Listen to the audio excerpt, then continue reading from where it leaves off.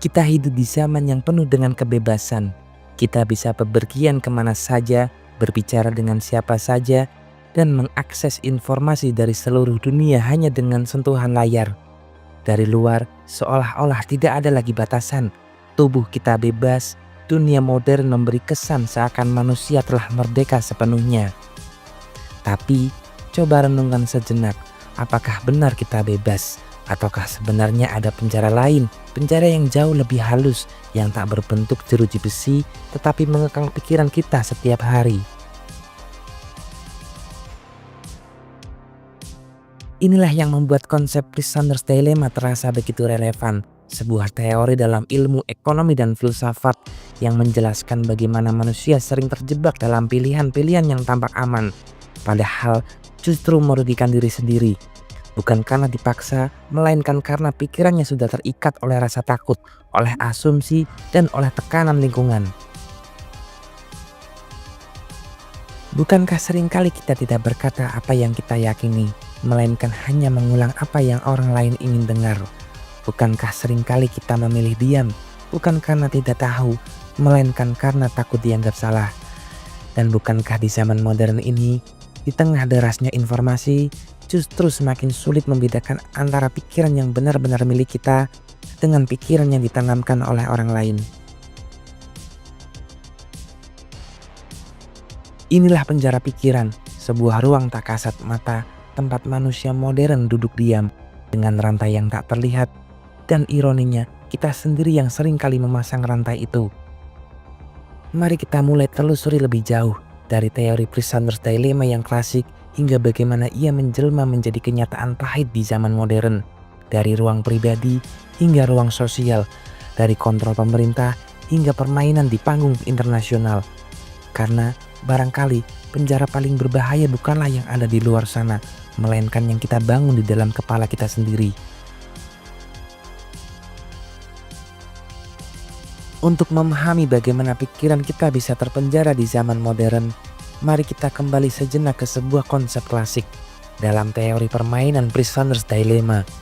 Kisahnya sederhana, namun mengandung makna yang mendalam. Bayangkan, ada dua orang tahanan yang ditangkap karena diduga melakukan kejahatan. Mereka ditempatkan di dua ruang terpisah, tidak bisa berkomunikasi satu sama lain. Polisi kemudian menawarkan sebuah kesepakatan. Jika tahanan A mengkhianati rekannya dengan memberikan kesaksian, sementara tahanan B tetap diam, maka tahanan A akan dibebaskan, sedangkan tahanan B mendapatkan hukuman berat. Jika keduanya saling mengkhianati, keduanya akan mendapatkan hukuman sedang. Tetapi jika keduanya memilih diam, maka keduanya hanya akan dihukum ringan atau bahkan bisa bebas karena kurang bukti. Logikanya jelas, jalan terbaik adalah saling percaya, sama-sama diam, tetapi rasa takut membuat mereka sulit mengambil risiko itu. Masing-masing berpikir, bagaimana kalau aku diam dan dia mengkhianatiku? Pada akhirnya, keduanya cenderung memilih saling mengkhianati, dan hasilnya mereka sama-sama rugi. Itulah inti dari Prisoner's Dilemma. Manusia sering terjebak dalam pilihan rasional yang tampak aman untuk dirinya sendiri, namun justru membawa kerugian bagi semua pihak. Sekilas ini hanyalah permainan logika, namun bila kita renungkan, bukankah pola ini sangat mirip dengan kehidupan modern? Bukankah seringkali kita lebih memilih jalan aman, meskipun akibatnya buruk untuk semua? Kita diam ketika melihat ketidakadilan. Kita mengulang narasi mayoritas meskipun dalam hati kita ragu. Kita mengikuti arus karena takut tertinggal sendirian. Teori ini juga membuka pintu bagi kita untuk memahami bagaimana masyarakat, bahkan bangsa, bisa mengambil keputusan yang secara kolektif merugikan. Karena pada dasarnya, setiap orang menimbang keselamatan dirinya lebih dulu dan lupa bahwa keselamatan bersama hanya bisa lahir dari keberanian untuk percaya. Disinilah letak relevansinya dengan penjara pikiran. Prisoner's Dilemma mengajarkan bahwa kadang-kadang bukan jeruji besi atau kekuasaan yang membuat kita terjebak, tetapi justru pikiran kita sendiri yang terlalu sibuk menghitung risiko hingga lupa pada makna keberanian dan kepercayaan. Prisoner's Dilemma menunjukkan bagaimana manusia cenderung memilih aman dalam situasi penuh ketidakpastian. Maka di level paling dekat, Penjara pikiran itu terjadi pertama-tama dalam diri kita sendiri. Setiap hari, tanpa disadari, kita hidup dengan mekanisme yang disebut self-censorship. Kita menyaring ucapan kita sendiri sebelum keluar dari mulut. Kita menahan pendapat, bahkan sebelum orang lain sempat mendengarnya. Kita berpikir, apakah ini akan diterima, atau apakah aku akan ditertawakan. Inilah penjara pertama, rasa takut pada penilaian orang lain. Di zaman modern, tekanan ini justru semakin kuat. Media sosial misalnya, membuat kita seolah berada di panggung besar. Setiap kata, setiap gambar, setiap pendapat bisa langsung dihakimi. Akibatnya, kita lebih memilih untuk menampilkan diri sesuai harapan orang banyak, bukan sesuai keyakinan pribadi. Bukankah seringkali kita tidak benar-benar mengatakan apa yang kita pikirkan, melainkan hanya memproduksi kalimat yang aman? Dan bukankah lama-kelamaan kita sendiri jadi lupa mana suara asli dari hati kita dan mana sekedar topeng yang kita ciptakan demi diterima? Penjara individu ini bukan hanya soal ucapan, ia juga menjalar ke dalam cara kita bermimpi, cara kita memutuskan, bahkan cara kita mencintai. Banyak orang yang tidak berani mengambil jalan yang berbeda hanya karena takut melawan arus. Banyak anak muda yang mengubur potensinya karena pikiran mereka berkata, kalau aku gagal, aku akan jadi bahan tertawaan. Disinilah letak tragedinya. Pikiran kita tidak benar-benar bebas. Meskipun tidak ada polisi, tidak ada pemerintahan, tidak ada hukum yang melarang, yang mengekang adalah diri kita sendiri, ketakutan kita, asumsi kita, dan bayangan akan penilaian orang lain. Kalau diibaratkan, ini seperti penjara dengan pintu yang sebenarnya tidak terkunci, tetapi kita duduk diam di dalamnya, karena kita percaya pintu itu terkunci rapat. Pertanyaannya, berapa banyak potensi yang mati? Berapa banyak gagasan besar yang tidak pernah lahir hanya karena manusia modern hidup dalam penjara pikirannya sendiri?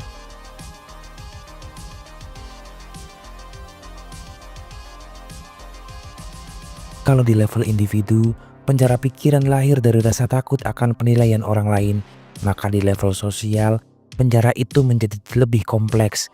Karena di sini bukan hanya pikiran pribadi yang dibatasi, tetapi seluruh masyarakat belajar untuk mengontrol pikiran satu sama lain. Dalam sebuah komunitas, kita sering mendengar kalimat seperti jangan berbeda terlalu jauh, ikuti saja arus, atau beginilah aturan sejak dulu. Norma sosial memang penting untuk menjaga keteraturan, tetapi ketika norma berubah menjadi dogma, ketika perbedaan dianggap ancaman, maka ia menjelma menjadi penjara. Bukan penjara fisik, melainkan penjara kolektif yang membuat masyarakat sulit berpikir jernih dan berani mengambil jalan baru. Coba lihat fenomena modern.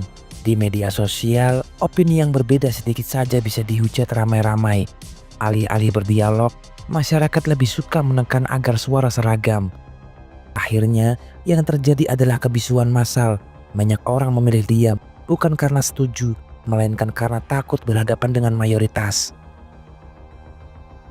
Inilah yang disebut tirani mayoritas, sebuah kondisi di mana suara terbanyak dianggap kebenaran mutlak, meskipun kadang suara itu lahir bukan dari refleksi, melainkan dari emosi sesaat. Di tingkat nasional, penjara pikiran ini sering dilembagakan. Ada slogan-slogan resmi yang terus diulang. Ada narasi besar yang ditanamkan melalui pendidikan, media, dan kebijakan. Rakyat diajak percaya bahwa inilah kebenaran tunggal, inilah jalan satu-satunya. Masalahnya, begitu sebuah bangsa hanya mengenal satu cara berpikir, maka bangsa itu kehilangan daya kritisnya. Ia mungkin terlihat solid, tetapi di balik itu ada rapuh yang berbahaya. Rapuh terhadap krisis, rapuh terhadap manipulasi, rapuh terhadap perubahan. Bayangkan sebuah negara yang warganya terbiasa membungkam pertanyaan, pada akhirnya bukan hanya kebenaran yang hilang, tapi juga keberanian. Dan bangsa yang kehilangan keberanian untuk bertanya adalah bangsa yang sedang berjalan menuju penjara kolektif. Lalu, apakah ini berarti masyarakat harus tanpa aturan, tanpa kesepakatan bersama? Tentu tidak. Tetapi ada perbedaan besar antara aturan yang menjaga keteraturan dengan aturan yang mengunci pikiran. Bedanya terletak pada ruang. Apakah masih ada ruang untuk bertanya, untuk berbeda, untuk menguji ulang, atau semuanya sudah ditutup rapat atas nama stabilitas? Maka di level sosial dan rasional, penjara pikiran bukan sekedar masalah individu lagi. Ia berubah menjadi budaya, sebuah budaya yang menekan, mengurung, dan membuat masyarakat memilih jalan aman, meskipun hasilnya adalah stagnasi. Dan seperti dalam Prisoner's Dilemma, jalan aman ini seringkali membawa kerugian bersama. Masyarakat jadi pasif, bangsa kehilangan kreativitas, dan ruang publik kehilangan daya hidup.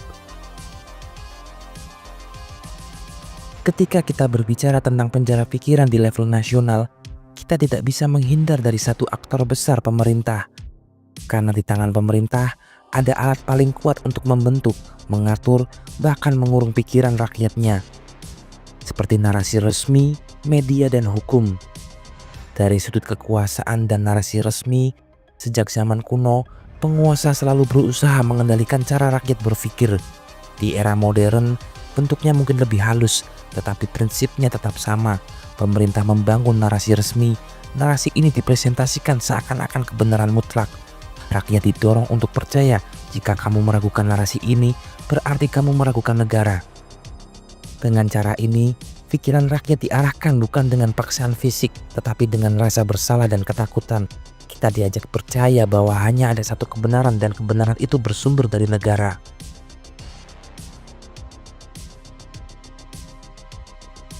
Zaman modern, pemerintah punya instrumen canggih untuk mengendalikan pikiran melalui media massa. Media seharusnya menjadi ruang diskusi dan kritik, tetapi seringkali berubah menjadi corong propaganda.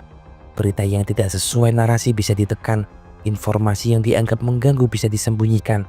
Yang terus diulang adalah kalimat-kalimat yang memperkuat legitimasi kekuasaan. Akibatnya, rakyat melihat dunia melalui kacamata yang sudah dipoles.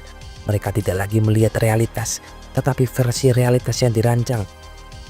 Inilah penjara pikiran modern. Kita bebas memilih saluran televisi, bebas membaca media digital, tetapi sebenarnya yang kita lihat hanyalah variasi dari narasi yang sama. Namun, penjara pikiran tidak berhenti di situ. Ada satu bentuk yang lebih menakutkan, ketika pendapat yang kontra dibungkam. Setiap masyarakat butuh ruang bagi perbedaan pendapat. Kritik adalah tanda bahwa sebuah bangsa masih sehat. Tetapi, ketika kritik dianggap ancaman, ruang itu dipersempit.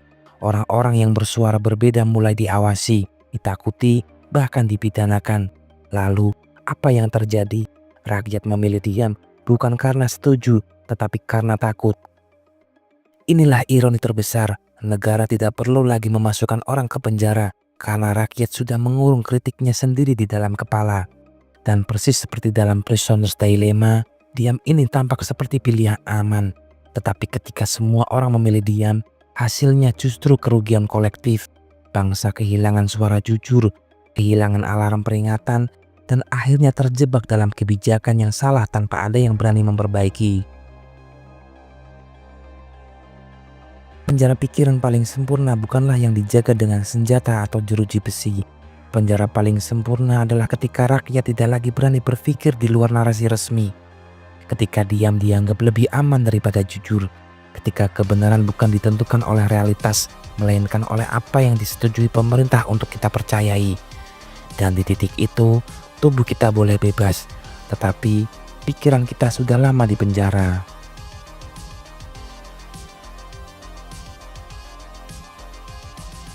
Kalau di level nasional, pemerintah bisa mengekang pikiran rakyatnya, maka di level internasional, kita berhadapan dengan kekuatan yang jauh lebih besar, negara-negara adidaya dan narasi global. Seperti fitnah global dan perang narasi, dunia modern sering disebut era informasi, tetapi kenyataannya ia juga era disinformasi.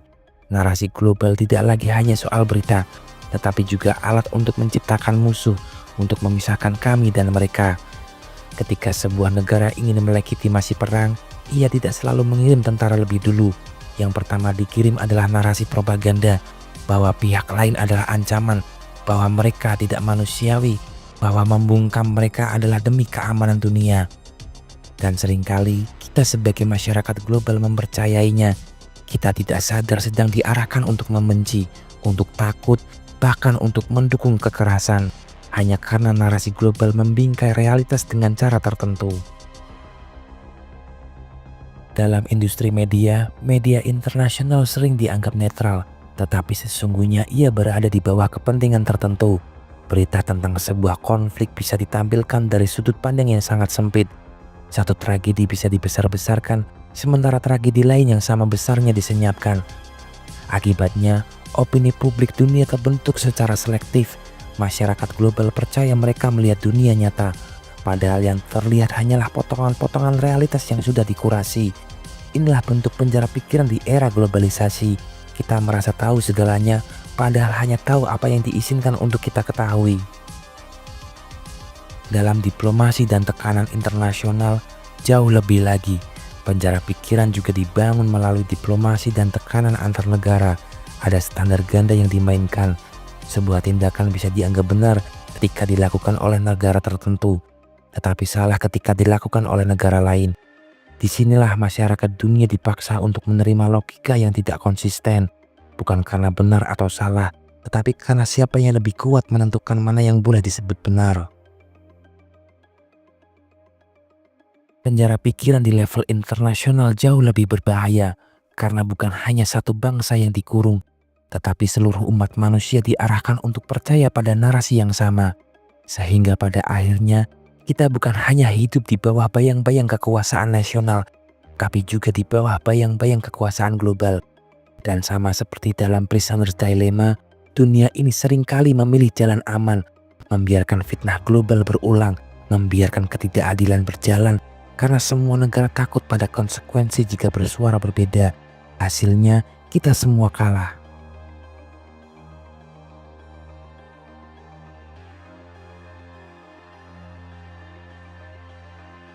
Kita sudah menelusuri perjalanan panjang dari sebuah teori sederhana tentang dua tahanan yang saling mencurigai hingga gambaran luas tentang bagaimana manusia modern hidup dalam perjalanan pikirannya sendiri.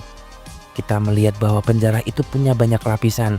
Di level individu, ia hadir sebagai rasa takut akan penilaian orang lain. Di level sosial, ia menjelma menjadi tirani mayoritas yang menekan keberanian untuk berbeda.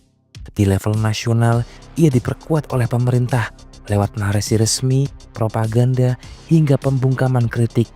Dan di level internasional, penjara itu menjadi semakin luas ketika narasi global membentuk opini seluruh umat manusia.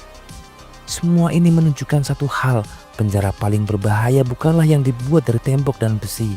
Penjara paling berbahaya adalah yang membatasi pikiran kita, membuat kita percaya bahwa tidak ada jalan lain selain yang ditunjukkan oleh mayoritas, oleh penguasa, atau oleh narasi global.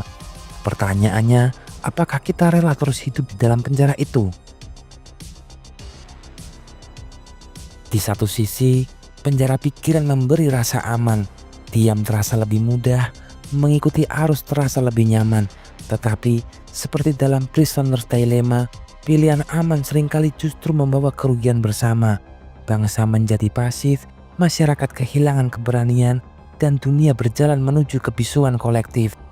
Maka, kebebasan sejati bukanlah soal tubuh yang bebas bergerak, melainkan pikiran yang berani bertanya. Kebebasan sejati adalah ketika kita berani mempertanyakan narasi resmi, berani mendengar suara yang berbeda, dan berani menerima kenyataan bahwa kebenaran tidak pernah tunggal.